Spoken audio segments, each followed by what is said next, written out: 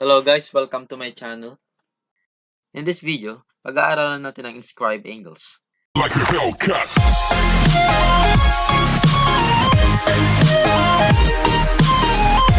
So nakikita nyo, sa circle na to, meron siyang dalawang angles. Yung kulay blue at saka kulay green.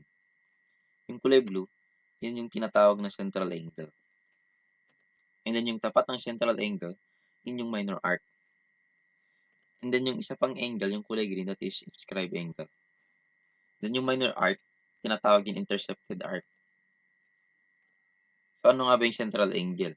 Central angle ay dapat yung vertex niya is yung center mismo ng circle.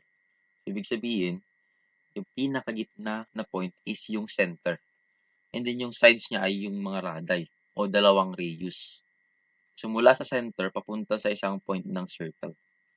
And then ano naman yung inscribe angle? So ang inscribe angle, ang mga sides niya ay mga chords ng circle. So dapat yung mga points ng inscribe angles ay nasa surface ng circle. Okay, so tatlong ito, alin dito yung inscribe angles?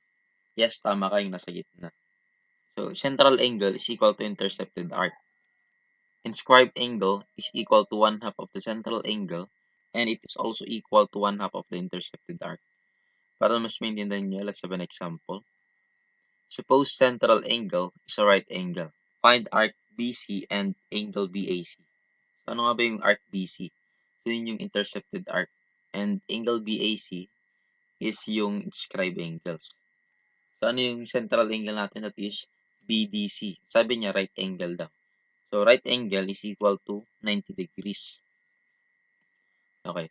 Kung 90 degrees yung central angle, ano yung measurement ng arc BC o yung intercepted arc? They are equal. So, kung 90 degrees yung central angle, 90 degrees din yung intercepted arc. How about the inscribe angle? Inscribe angle is equal to 1/2 of the central angle. That is 1/2 of 90 degrees. Kasi nga 90 degrees yung central angle.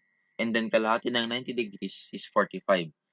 So, the inscribed angle is equal to 45 degrees. Let's have another example. So, given measurement of angle ECD is 40 degrees and measurement of arc BE is 110 degrees. So, nakikita nyo itong circle A. So, dito tayo magbe-base. And then, hanapin natin itong 1 to 10 na yan. So, sulat mo natin yung given. So, we have measurement of angle ECD is 40 degrees. So, asan yun? We have ECD. So, ito yan. So, this is 40 degrees.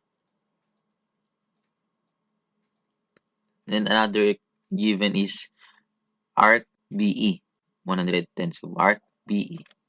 So, this is 110 degrees. Okay. So, unang hanapin natin number 1, syempre. Measurement of angle BAE. So, BAE. So, ano nga ba yung angle BAE? So, yan ay isang central angle. And then, yung intercepted arc niya is 110 degrees.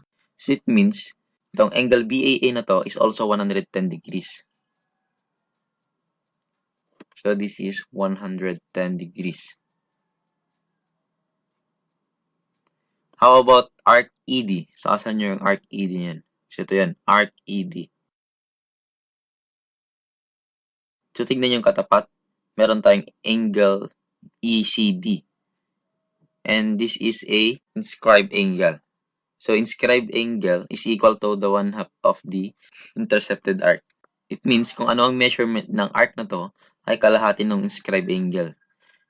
And then yung inscribed angle is 40 degrees. So, doblehin mo lang. So, ito ay 80 degrees. So, this is 80 degrees. Next, measurement of angle BAC. BAC. Okay, so itong line EC nito, ito ay isang diameter, di ba? And then yung diameter na to, hinahati yung circle. Kaya nabubuo yung semicircle. And then ang measurement ng semicircle is 180 degrees. Kalahati ng 360 degrees. Then nahati siya sa dalawa. So, yung isang part is 110. So, ilan pa ang kailangan mo para makabuo ng 180 kung meron ka ng 110? So, that is 70 degrees. Paano nakuha yung 70 degrees? 180 minus 110, that is 70. So, this is 70 degrees. And then, measurement of arc BC. So, itong angle BAC ay isa rin central angle. And then, inscribe angle niya is also 70 degrees.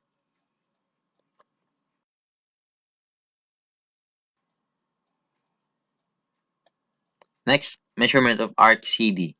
So, CD. So, napapansin nyo, meron din tayong semicircle dito na hinahati ng diameter na AC. So, we have arc EDC. So, ang measurement din nito is 180 degrees. Meron na tayong measurement dito na 80 degrees. So, ilan pa kulang? So, 180 minus 80, that is 100. So, arc CD, the measurement of arc CD is equal to 100 degrees. Next, measurement of angle E. Saan yung angle E? So, ito yun. So, anong klaseng angle to? So, ito ay isang inscribed angle. And then, ano yung intercepted arc niya? Itong arc CD, which is 100 degrees. So, kalahati ng 100 degrees is 50 degrees. So, angle E is equal to 50 degrees.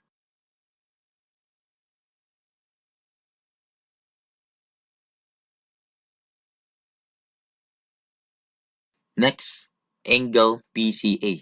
So, saan yung angle BCA? So, ito po yun. Okay. So, kapag tinuloy mo yan ay magiging inscribed angles. Okay, kung inscribed angles, asan yung intercepted arc niya? Ito yun. So, anong measurement ng intercepted arc niya? 110. At kalahati ng 110, that is 55. So, this is 55 degrees. Measurement of angle BCA is equal to 55 degrees. Next, measurement of angle EDC. So, EDC. So, napapansin nyo, nakakabuo siya ng triangle. And then, kapag pinag-add mo lahat ng angles ng triangle, ang sagot ay 180 degrees. So, let's add. So, we have 50 plus 40 or 180 minus kung ano yung sagot niyan, 50 plus 40 ay equal sa angle D. So, 180 minus 50 plus 40, that is 90. So, equals sa angle D. And then 180 minus 90, that is 90. So, it's equal to angle D. So, angle ECD equals to 90 degrees. So, this is 90 degrees. Okay, next, the measurement of arc BED. So, asan yung BED? Ito yun. Arc BE is equal to 110 and arc ED is equal to 180. So, pag-addin lang natin yan. So, 110 plus 80, that is 190. 190 degrees.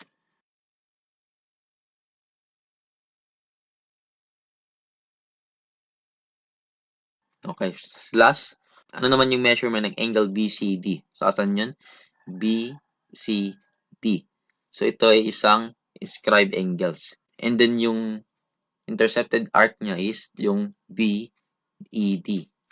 And measurement of arc BED is equal to 190. So, 190 divided by 2, that is 95. So, 95 degrees. Okay, balikan lang natin yung number 8, yung measurement of angle EDC. Nasaan yun? So, ito yun. EDC. Yan, angle na yan.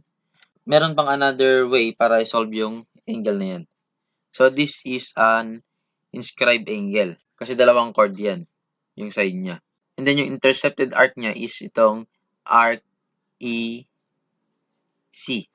Okay. So ito ay isang semicircle. So ang measurement nito is 180 degrees.